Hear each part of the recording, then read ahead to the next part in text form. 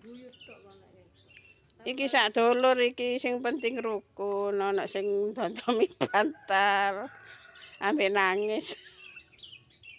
Oleh batale suwek. Bantale suwek. Ditondomi. Ambek nangis.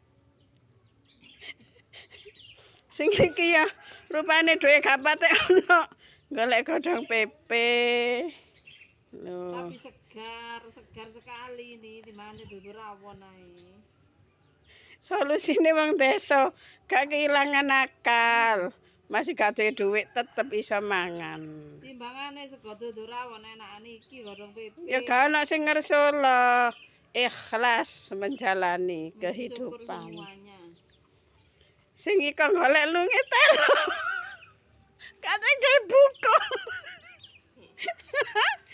Sing iko golek lunge telo.